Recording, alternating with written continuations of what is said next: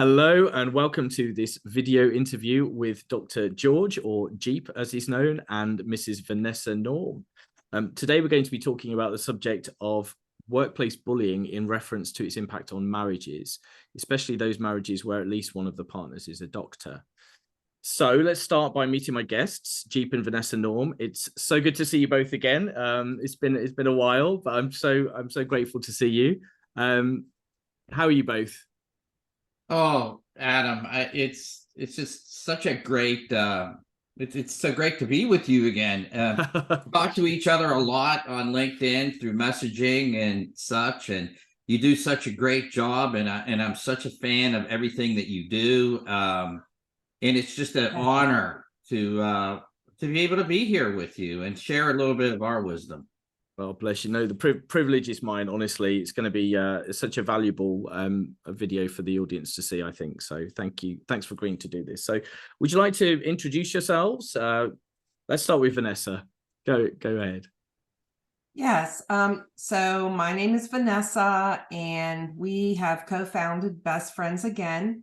I grew up in a very traditional Italian family, and took a lot of that brought a lot of that into our marriage, right? It's because we're not always taught how to communicate correctly. So Jeep and I first stumbled upon that, and but we've navigated this space because early on we got coaching ourselves. And we learned tools and techniques that have helped us our entire marriage. And we just celebrated 30 years. Oh, wow. Congratulations. That's an amazing milestone. That's so lovely. Wow. Thank you. Even more valuable, your advice, and even more valid. So Yes. that's awesome. Brilliant. Thank you. Thanks so much, Vanessa. And Jeep, introduce yourself, please. I have been in one way or another for my whole life, involved in a healthcare marriage. My father was a doctor. My grandfather was a doctor. So I grew up around that, and very attuned, at least with my parents' marriage, of how dysfunctional it was. And the reason that it was dysfunctional had a lot to do with the fact that he was a doctor, and he really, I mean, don't get me wrong, I love my dad, and he's still alive. He'll be 90 here in about a month. Wow. But lots of issues. Thank you. Lots of issues as the kind of a husband that he was to my mother. And that resulted in unneeded stress that was placed on her. Actually, there were instances of infidelity that occurred. And so I lived through all this and said, this really doesn't have to be this way.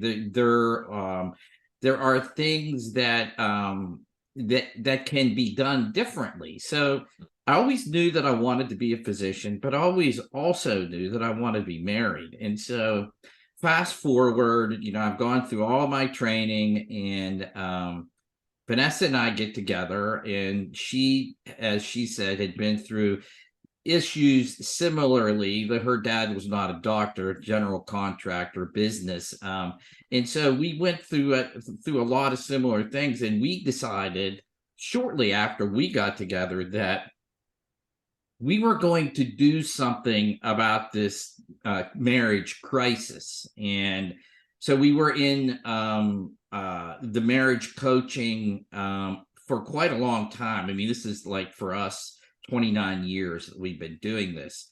But physician marriage coaching specifically, this will be 5 years now.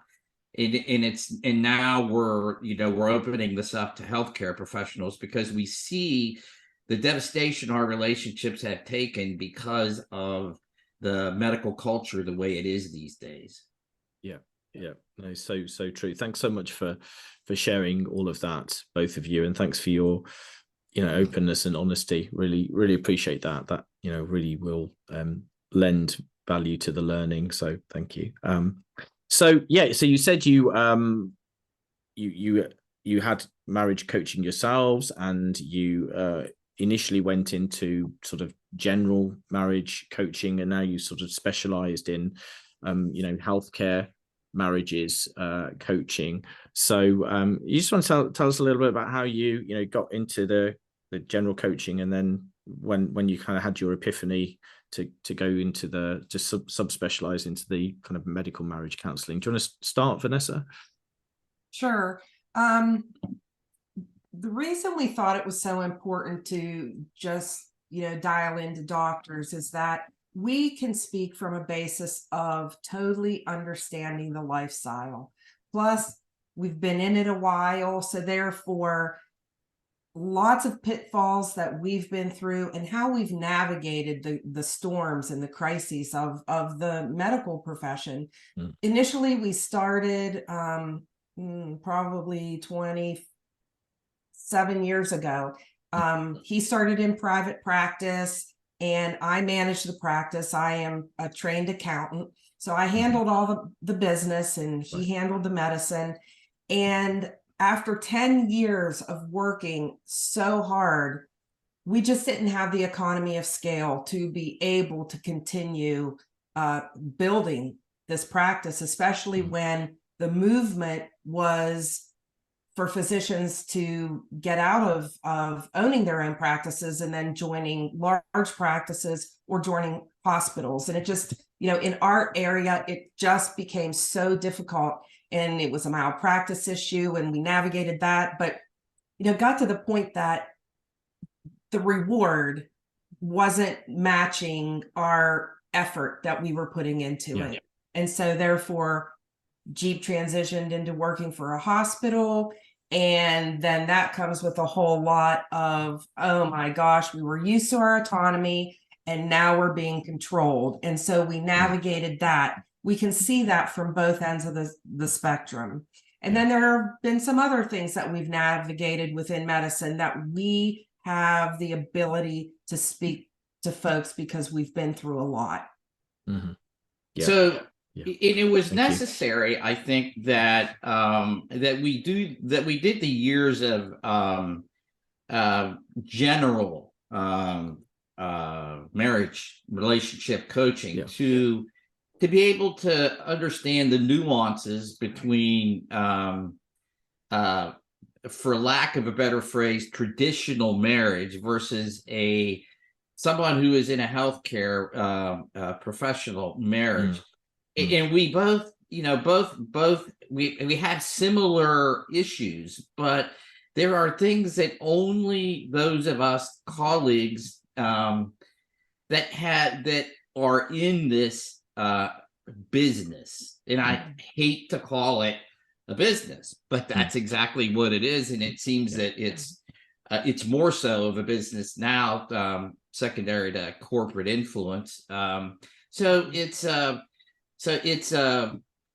was necessary to do that. And so the more that we started to observe amongst people that we knew in the profession, that we needed to do something about it. And so we've made it our mission to do something about it and have a program that we've developed that's really specifically for the healthcare professional relationship, though it can be adapted other ways. We wrote it with them in mind, because we've been through all these pain points and pitfalls, and we want to impart to our colleagues how we weathered those things and how they can get through these things as well. No, that's really that's fascinating. And at what point did you make that decision? How long ago was it that you just started to concentrate on more medical marriages then? It's been 5 years. Right. Okay. And the what you say you've written this kind of material, this content. It's a coaching course, is it? That you both work on, you both run?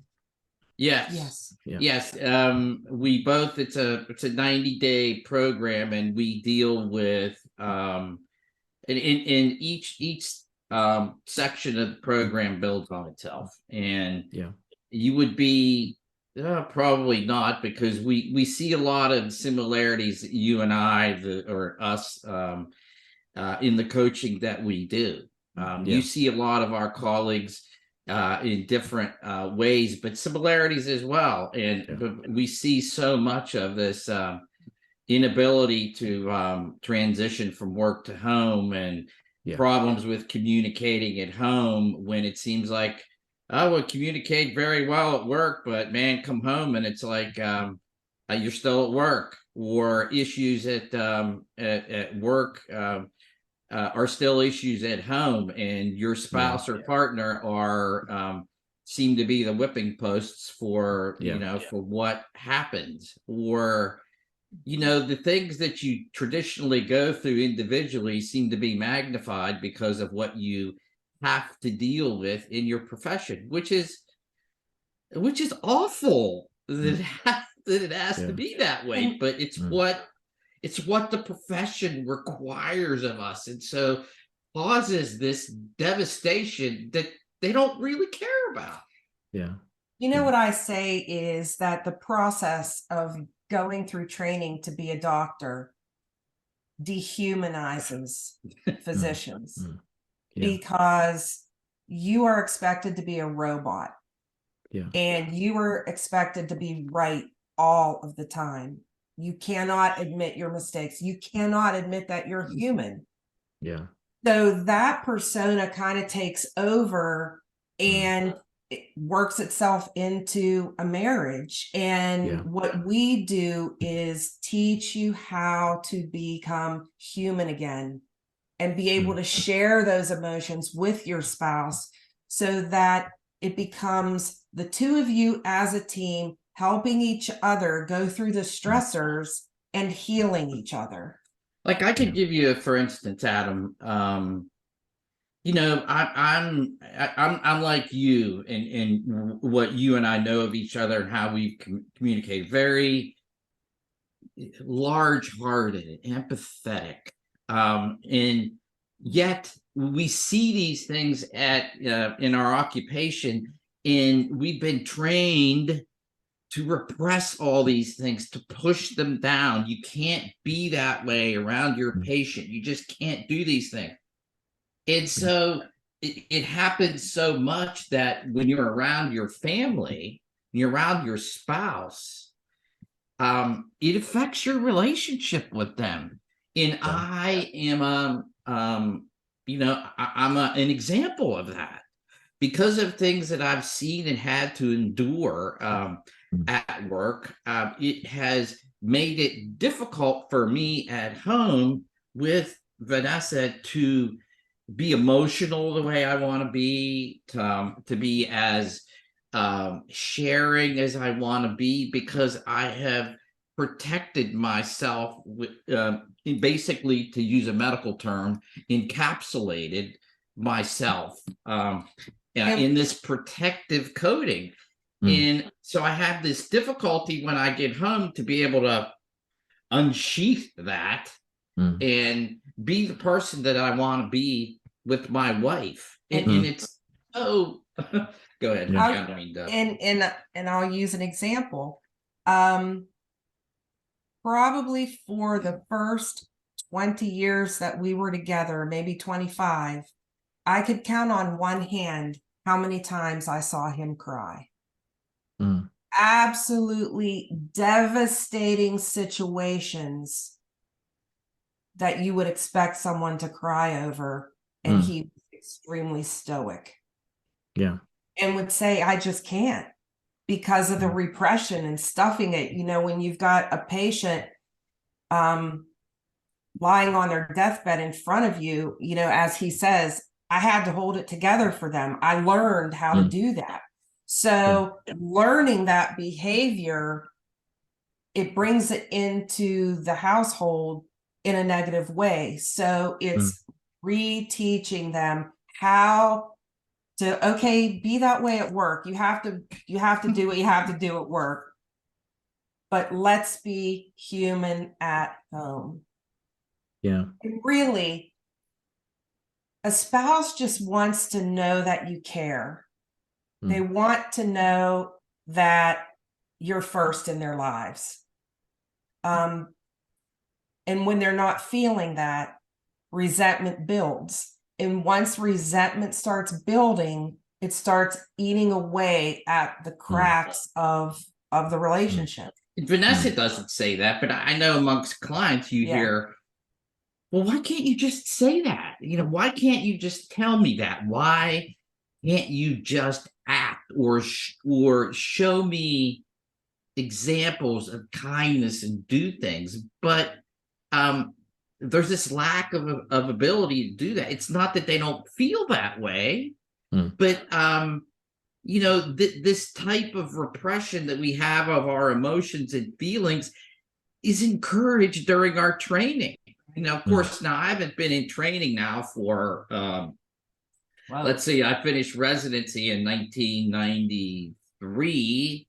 So it's been 30 years, but I know how it was back then. It's like it's weakness to be able to be emotional, to be able to be feeling, and so you develop that as part of who you are, and it's difficult to, like I've said, to be able to be that way here and be the way you want to be at home, because I would feel these things, knowing that I wanted to be the way I wanted to be with my wife and kids, but there's this that keeps pushing down, not letting it come out. And you lost your ability to know how to do it.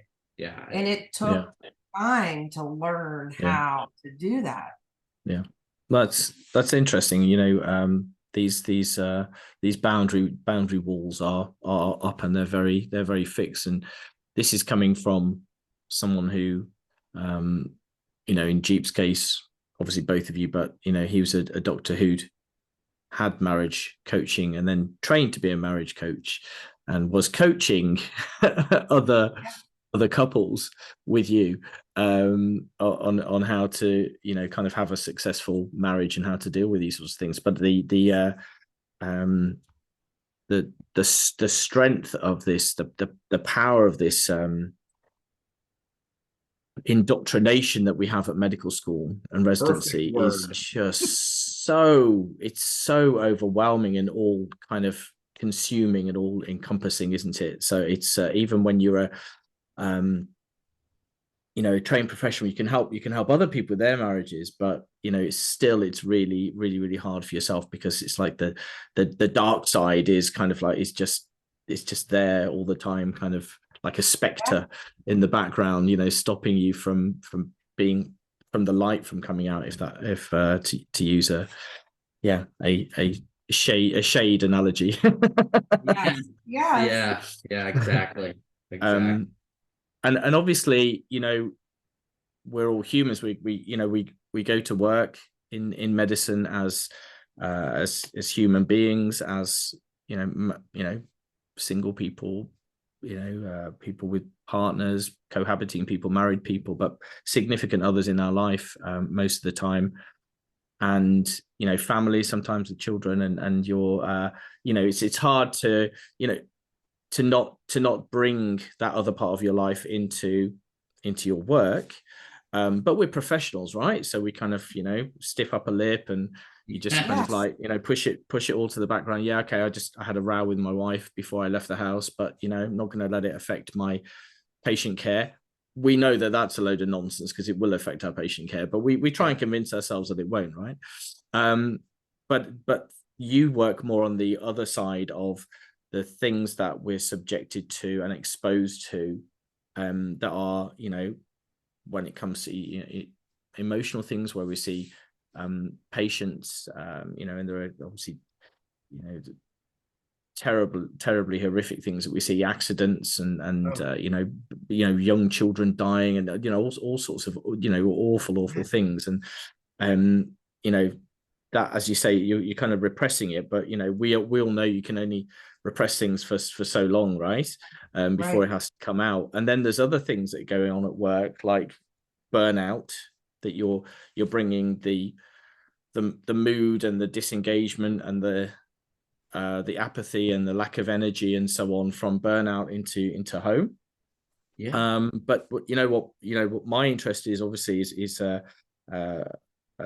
centered around workplace bullying, and so the effect of workplace bullying on the individual, and then what they bring into their home and family life as a result of being bullied at work. So can you tell the audience from your experience of coaching, I suppose mainly physicians, but I mean other people as well, but the impact that workplace bullying can have on marriages, especially marriages?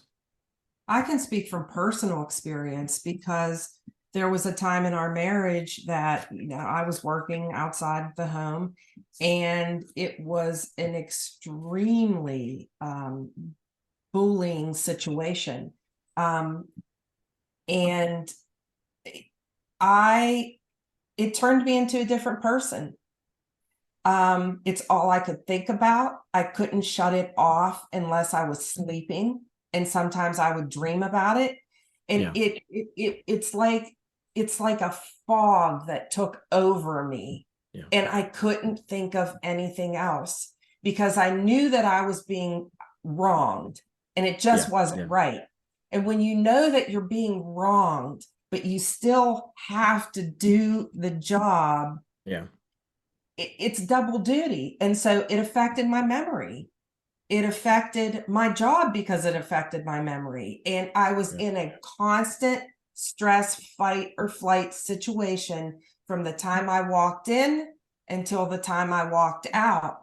But at home, I just processed what happened through the day for the rest of the evening. And he can speak to what it was like living with that.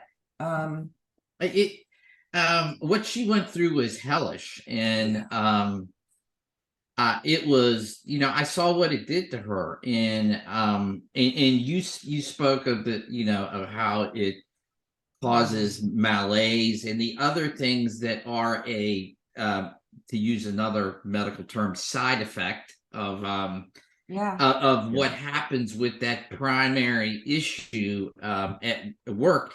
It was devastating for me to look at her, because and what she was going through, and it makes you very defensive, and you want to go into that place and take and that person who is, or people that are causing the problem, you want to go in there and have them get a grip for whatever reason. You wanted to fight for me. Yes, and I always do. Yeah. But this continued for years, and because she has this idea that Vanessa is a very strong-willed person, and people in challenges are not going to get the best of her, because she's just going to keep moving forward, regardless of the stressful issues that it's causing with her body, with her psyche, with her relationships. She's like a dog with a bone.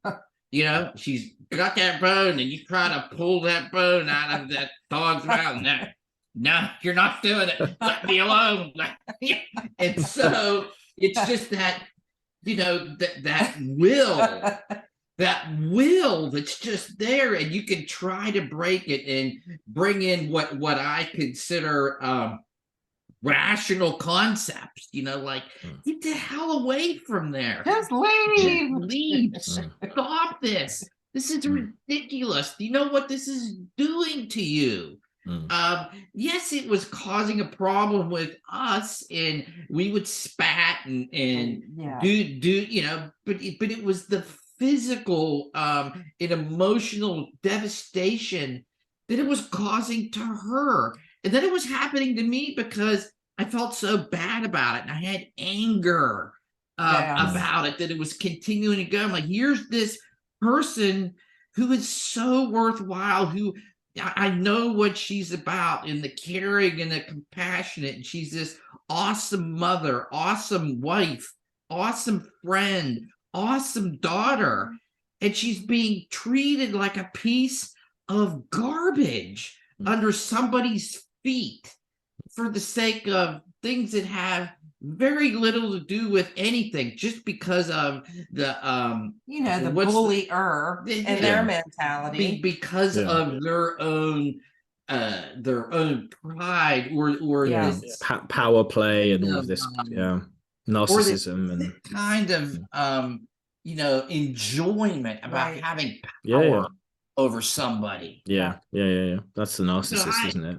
I was with her through all of that. That's all been you're seeing and hearing the emotion right now. I am. I'm keeping it together. I'm being professional. So I'll tell you about powerful. It's powerful. We'll go through with me, and mine is not as complicated as hers, but I was initially, when I got out of residency, I was recruited to work for a hospital. And I had administrator, and his philosophy, and he was another one of these guys, was a big dude, huge in so many ways, and he fostered that kind of attitude, not only with the people that worked for him, but the physicians that worked at his hospital. And his attitude was, everything that you do, everything that involves patients, yourself, has to have something to do with this hospital. You are not permitted to send a patient to another doctor that doesn't want to do, or that's not affiliated with this hospital, or doesn't want to do a procedure or order labs or x-rays or whatever at this hospital. If they're wanting to go somewhere else, and the gall for a patient to want to choose where they want to go for their medical care, oh, no way, that is not permitted. And if you, the doctor, allow that to happen, you are a piece of garbage under my feet. Now, would this guy come out in front of the medical staff and say those kind of things? No, he wouldn't. I would go to a staff meeting, for instance, and I would sit in the back and I would listen. And this guy would sneak up behind me and he would say, "Your numbers are down. Oh, I see that, that you're going to other hospitals." And they have their ways of finding these things out.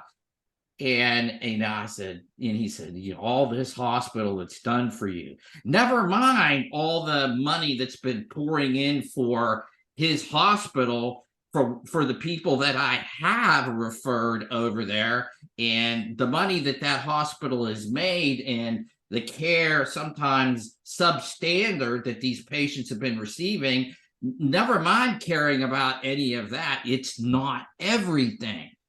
Or he would call me on the phone and threaten me, or he would leave emails and say, "Who do you think you are?" He would use a phrase like, "You gotta go to the dance with the person that brung you." This is Back Hills, West Virginia, and he's bringing up like, "Okay, well, I brought you to the dance." I'm like, what the hell? You brought me to the dance? Well, I brought a hell of a lot to the dance. I'm making you money, you fat ass. And it's but he did this to me for 6 years, constantly. And I would tell Vanessa, and it would, it's like that. But you've gone through all of this with people that have been above you in training, and some doctors they just like to, be over you. And now I'm getting this from somebody else after I've finished everything and I'm in practice as a physician. I'm thinking, really? It took me 6 years to get away with that, or to get away from it. And I continued to deal with it, but not to that extent. And it was just, you can see the power of these emotions. They're 25 years old. Yeah. And they're still as powerful. Yeah. It's true. It's really true. I mean, one of the things that got me into specializing in this line of work, I suppose, was when I was tutoring Indigenous medical students in Australia, and the female students, and they were telling me about the bullying, and they were just still students, and they were experiencing bullying from their attendings and from their residents, and it made all my experiences, which were over several years as a surgical resident, come flooding back. But you can't remember the exact words that the bullies use, but you can really vividly feel those emotions again, though, can't you? They're palpable. That's the power of the bully, that what they have over you. And it's if you're triggered, it just keeps coming back to you throughout your life. And they don't care, obviously, and they don't realize it's going to have a long lasting impact on you. But talking of like the impact on you, did your own personal kind of health suffer? Physical health, mental health? Did you need any kind of counseling or therapy or medications or anything? How did it go for you guys when you experienced this? Definitely for me, definitely. I sought counseling. Definitely had to do that to get through it. Just having a person on the other side to just hear me vent and prove to them with, numbers don't lie, right? Numbers do not lie. So I would say, look, my numbers are good. And I definitely needed that. I was just constantly in a triggered state, constantly. Yeah. And I'm the same way. Of course, we as medical people, you and I, we have it ingrained to be fixers. We think we can fix ourselves. And so you kind of you have this knowledge that you've been taught, and so you're going through some depression, you're having anxiety, you're dreading going to work, you're dreading going to staff meetings. And well, I know enough about this. I had a rotation in psychology. I'm qualified. I could do this. We continue to repeat those dysfunctional tapes in our minds. And of course, it never works. We don't fix ourselves. So you have to come to this admission. I need to talk to somebody. I need help. And that's what happens in our marriages, is that we think as couples, as partners, oftentimes that we can fix things that we really need help with. And so knowing that is something that I personally have dealt with something separate than marriage. I know as a healthcare professional that there is this mindset, and so there is help out there, and it needs to be taken advantage of. And so that's why we are so passionate, and it's our mission to help as many of our colleagues deal with these things successfully as we have. Thank you.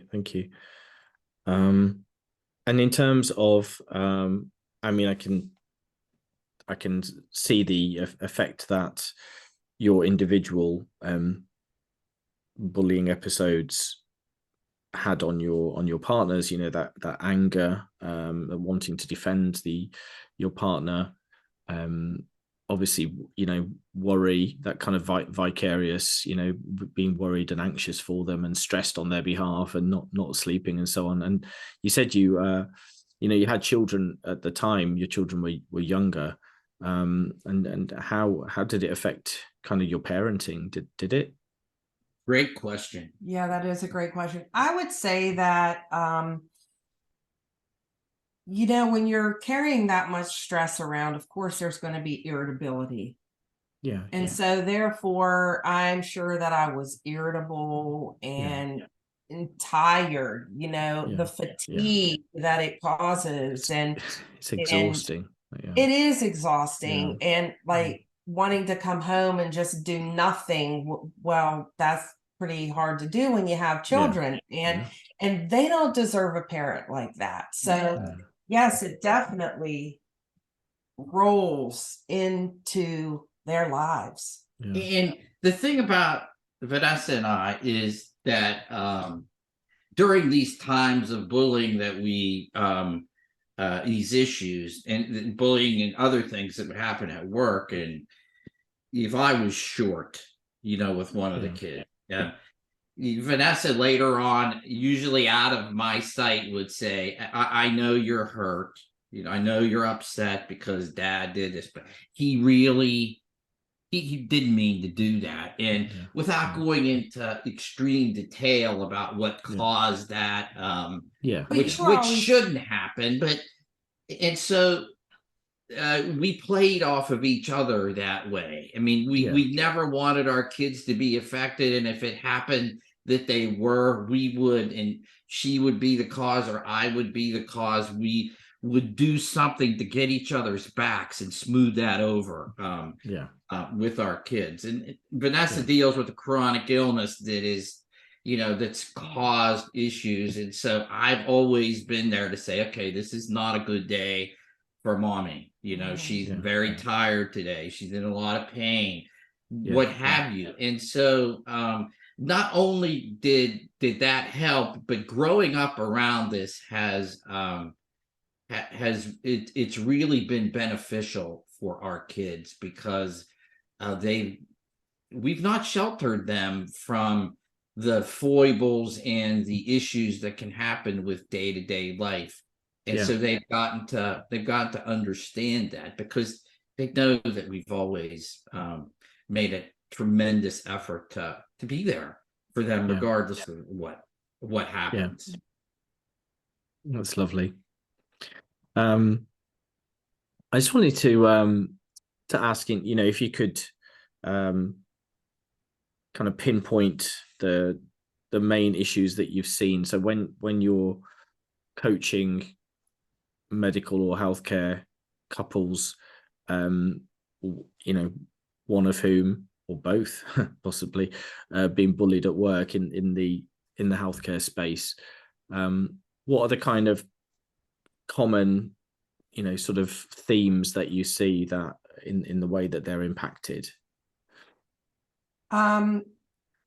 What we work on is, especially if they're high stress, is teaching them how to deal with stress, like breathing exercises, grounding, and then they're able to ground each other, and then work together to be each other's, what I like to say, port in the storm. And help take care of each other that way. As long as you're talking to each other, back and forth, and sharing your feelings, the other person doesn't have to walk around with making assumptions about, oh, why is he quiet? Is he quiet because I did something? Is he mad at me? No, just offer it up and say, I had a really hard day. I'm tired. And that gives the partner the ability to build empathy with them. And once there's empathy between the two, that opens the door for more communication. It's not something that we're ever taught in medical school, Adam.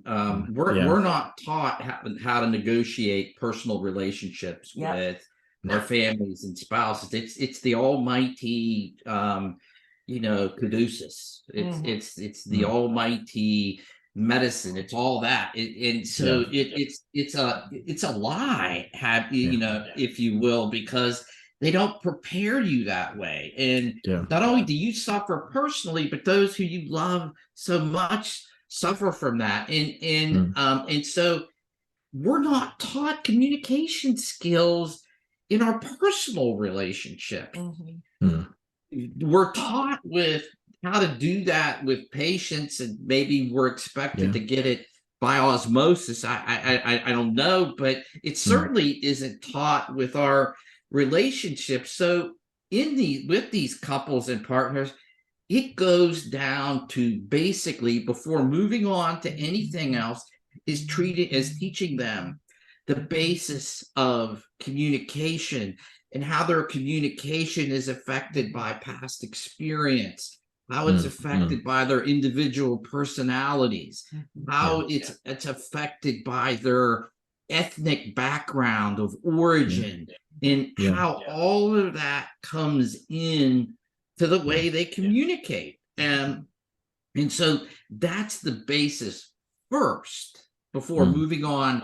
And once that's been grasped, then we start moving into other things. But feelings is huge too. Feelings are a huge part of getting them to understand feelings. Because again, and their own feelings, they're pushed. Right, they're pushed. You know, you've been talking about bullying sometimes, and I've seen it with some specific men, that it takes them a period of time before they even realize that they are being bullied. And then there's this epiphany, and maybe we say, do you think, Vanessa will say, all right, do you think that's right? That you're being treated this way? And the answer will be, as I'm sure you've heard, well, it's just the way it's been all these years, and he or she has said that's just how it is. Doesn't matter whether it's dysfunctional or just terrible behavior. That's just the way it is. That's how you get through things. I think another thing that's huge is through this indoctrination of medical school and residency and practicing, docs lose their identity. Their identity becomes, I am a doctor. That's all I am. And if I'm not a good doctor, then I'm not a good person. I'm not good for anything. Nothing. And if you take doctor away, what are you left with? And it's teaching that no, when you take doctor away, you are still a human being valued by your family. And doctor is not your identity. It is your profession. I love that. Yeah, thanks so much for bringing that that identity piece in as well. Yes, that's really important. I appreciate that. So, you said you had to have some counselling and things like that yourselves, and I suppose you are providing something similar through coaching, that space, that space to talk and be listened to and communicate and be vulnerable, which we all know is one of the really most important things about coaching. What other kind of things on the and you deal with the stress? You teach them how to manage the acute stress in the moment. What are the on the 90-day program? What are the sort of skills do you equip them with that they can take away in their toolkit? Well, one of the huge things that suffers, Adam, is in that couples will tell us that they're very unhappy with their physical connection. They're very unhappy with their sex lives, and so we focus a huge amount of which a lot of similar programs don't touch a whole lot of, but we believe it so vitally important in working through why that is, and teaching them how to manage through that, because not only does your job affect that, but so does age. Yes. And so you're dealing with your job and then the effects of stress, other areas of stress that affect that, but then these age-related changes. And so it's this huge mountain that can be laying on top that there's not this understanding of how it all works and why you're not functioning the way you want to function in every way physically with your partner. And independent of each other, each spouse will say, I'm unsatisfied with my sex life, but they have a hard time talking to each other about that. And we make it very easy for them and teach them how to talk to each other about that. That in order to move it forward, we have to talk a little bit about it. Here's how, and we use ourselves as examples because they're not sitting there. Our coaching is different. They don't sit there and tell us every problem they have, what they fight about, this or that. We are teaching them tools. If they want to share, of course, we'll listen, but we are teaching the tools through the problems that we have gone through. And we are using ourselves as an example. And so I would say something like, well, yes, Jeep and I experienced that too. And this is how I started talking to him about it. And it's intensely private. Right. It's if issues are occurring that are embarrassing, even in front of people that you know or have a professional and have coached and counseled with such things, it's still not something that you want to talk about. And you have to be vulnerable and trusting to be able to talk about those things. But the reward in being able to do that and to get substantive help, you can't put a price on that.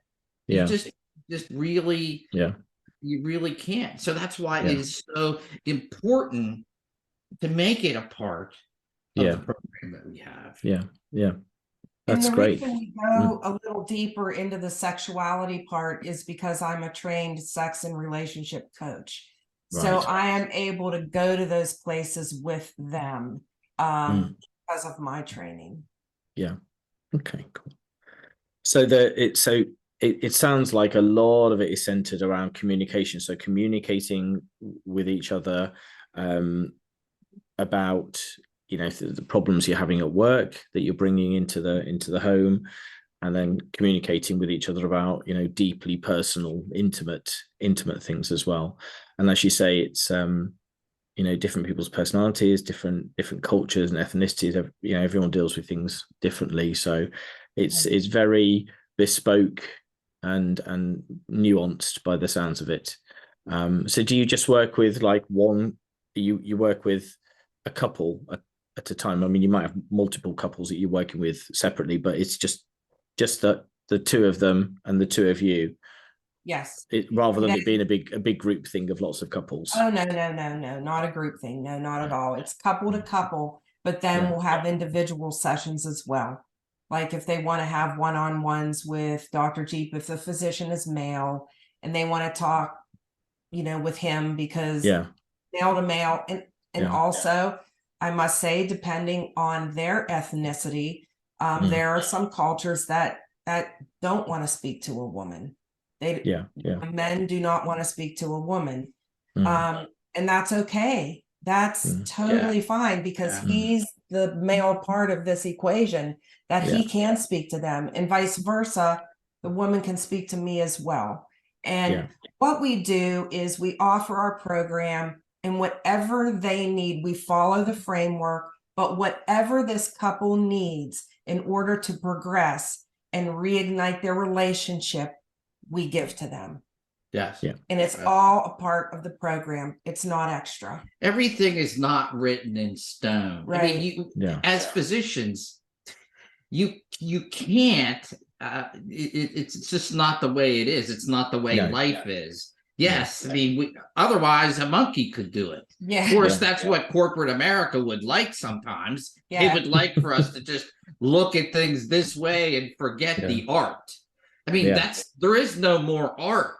It's just do it this way. If you don't do it this way, well, then you're in trouble. Well, that's not how medicine and things like that have evolved over the years. It's because of the art that it's been able to succeed where it's succeeded, but when it falls, it's not allowing that art, that humanity to be part of that. And so we carry that into our program. It's not, like I said, it's not stone. We do, because the idea in our mission is to get them through these tough times and to be able to use these tools for the rest of their lives. These tools we use them daily. Especially lately. Especially the last few weeks, because the in-laws are problems. But absolutely, you know, it's just and they become a habit. They become second nature.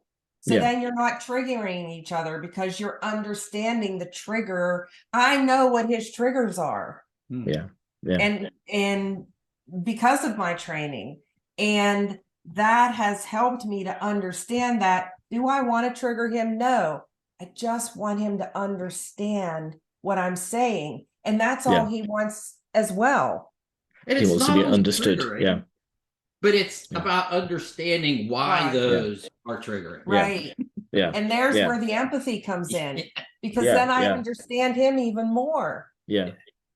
But you can't even get to that stage without clear, open communication. Exactly. Yep, That's great. The first thing that we do is teach it with the tools we use.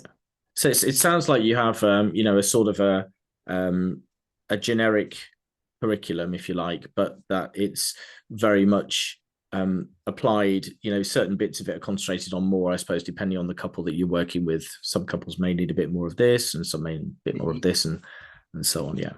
It's very bespoke, but it's also quite it's got a formulaic kind of background, but then you apply that in the way that it needs to be applied, I guess. We have the basic framework, because the tools are in each week. There's a different tool that we teach. But the tools are geared to accommodate them as a couple. And how they can apply it in their own lives. And it's to make sure that they, as we go through this, that they're grasping what's being said, and that they're able to apply it. And if we need to spend more time, we do that. Because if they're not getting it, then moving on is not it's not going to be as effective as it needs to be. Brilliant Thank you. I think I've got a good idea of how you work. I think the audience will, so I'm grateful for you explaining all of that. So I guess now, would it be possible for each of you to maybe give the audience a take-home message? Like, what do you think is the most important thing to each of you in this work that you're doing? What will be your take-home message for the audience, Vanessa, and then you, Jeep? They can be totally different. It's fine. Yeah, absolutely. They will be. I think they will be. Yeah, absolutely. Communication is a very general word, but when you unpack what it means in a relationship, it is one of the top things that you need. In other words, I can tell you, Dr. Adam, well, you just need to communicate. And you're probably thinking, easy. It's easy. People aren't taught how to communicate with their spouses. And the only frame of reference we have is our family of origin or Hollywood. And yes. And you mix that together, and hence the reason why communication is a hot topic. So we unpack communication and teach it to the clients. Great. I love that. And it may be trite. Yes. You know, it's communication. That's a buzzword. But people write whole books on communication, right? So come on. You know, but bad communication can be Costly. That is, or worse than no communication. Yeah. So Yes. it's and so it's very important for that. But my big thing in talking to my colleagues in the healthcare profession that are watching is that you're not alone, and you never will be alone ever. And please understand that. And and I beg you, if you're at a point where you're miserable, and you're miserable at work, and you're miserable at home, there is help. We can help you. We can help you navigate these things. The worst thing that you can do is suffer in silence. And to understand that you're not the only one. Right. Take that step. Yes, is it being vulnerable? Absolutely. But being vulnerable is the reward of being vulnerable in what you're going to get for the rest of your life. That reward's incalculable. That's true. That's very true. Yeah. It's it's the difference between misery and happiness, or in some cases, life and death, because people commit suicide because of these things. Exactly. Exactly. It's so important and so serious. So thank you. I love those take home messages. I really do. They'll be greatly appreciated, I think, by the audience. So obviously you have your 90-day program. Is there anything else that you're working on at the moment that you're quite excited about, that maybe is in the pipeline, or you're about to launch, or you've just launched? Or is anything exciting going on with the business? I have a book that you know about, that I wrote with our colleagues in mind, that that it's hard to believe, but it was launched let's see 2021, so it's been out there for a couple of years, but it's called What's Forever For? Because when we take our vows, what is forever for? Our entity, our Lord, whoever we believe him to be, that those vows aren't to be taken frivolously.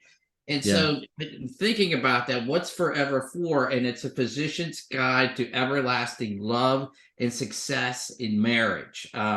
It's been a labor of love to write that. Vanessa collaborated on the book as well, even though it's got my name as the author. It's a multiple award winner in many competitions. It's and it's something that when people have read the book, have really enjoyed reading it, because it is written in such a vernacular that it's understandable by anybody that reads it, and it's not written such that in doctorese or anything. So there's that book, and then we are going to be doing a webinar in May, and the basic topic of the webinar is going to be communication and moral injury in our relationships, and how we deal with that. Actually, it's clarity, not communication, but certainly communication is about that. And so this is another way that we're feeding people who need that information and need that help, to let them know that it's there and we're there to help with that. So we're very excited about that coming up. Yeah, that does sound really exciting. Is that something that's a paid product, or is it a free webinar and then people kind of sign up to work with you? Yes, free. Excellent. Yes, we'll send you information and you can. I'll share it. Well, I'll put it on the show notes, but then as we get closer to the time, I'm happy to share that as well for you guys, because the work you do is just so important. I feel so. Very happy to do that. Not at all. And I'm hoping that people will watch this and want to reach out to you. So what's the best way for them to be able to get in touch with you? Do you do things like discovery calls, or absolutely? Like, how can people get in touch with you? Yes. So our website is bestfriendsagain.com, And we have a chapter of Dr. Jeep's book on there that folks can download. Also, we have a healthy relationship quiz. So it's a chance to look at that quiz and see, you know, where you land on it. And is your relationship healthy? Can you make it healthier? And so bestfriendsagain.com. And then we're on LinkedIn. Yeah. As you know. Thank God we're on LinkedIn, because we'd have never met you otherwise. You're cursing LinkedIn. Damn it. Before we got on, I was this pest. I treasure our relationship with you. I really do, because you're just and this comes from the heart. You're such a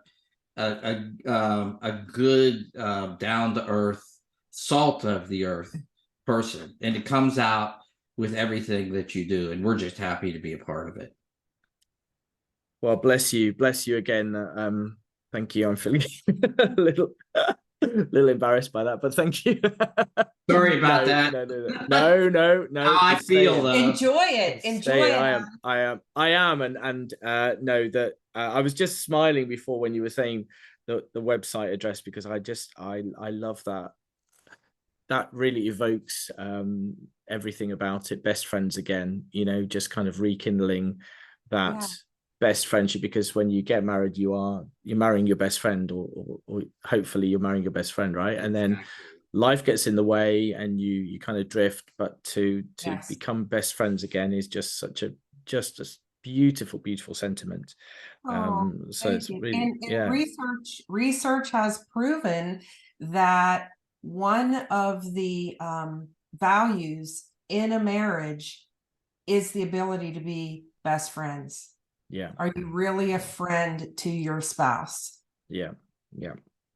So it's based in research as well. No, I don't doubt that at all. It's it seems very fundamental to me. Yes, well, thank you so much for your time. Thank you for sharing your wisdom and giving some education really to the people that will be watching this. Not only will we signpost them to yourselves, but also they can start thinking about, these are the things that, the stress that I'm bringing in, I need to learn how to manage the stress. And even before they start working with you, they can start looking at kind of stress relief techniques and, breathing exercises and meditations or whatever floats their boat to kind of help with their stress. And then they can start thinking about communication and how to better communicate with one another and how to better listen. So this video is kind of not in any way a substitute for what you provide, but it at least kind of gives them some ideas to start working on, so that while they're waiting to start working with you, they can start making improvements, I guess. Absolutely. Absolutely. Our contact information is on our website, and they can also find us on LinkedIn and Facebook, and shooting us messages, DMs through the platforms. Brilliant. So that was wonderful. Just again, thank you so much for sharing your personal stories. Thanks for kind of identifying for the audience what kinds of impacts that bullying in the workplace has on marriages and on your partner and on your children and the family. That's just so valuable and so insightful, and things that a lot of people won't even think about. Absolutely. So really grateful for that. So so all that remains to say is thank you again, and it's been an absolute pleasure and a joy, and I wish you well with all of your endeavors, and I will certainly be sharing all of your links and so on. Thank you, Adam. A pleasure for us as well. God bless you, Adam. And again, thank you for what you do, and let us be a small part of it. Absolutely, will do. Thanks so much. Cheers, guys. Bye. Bye-bye.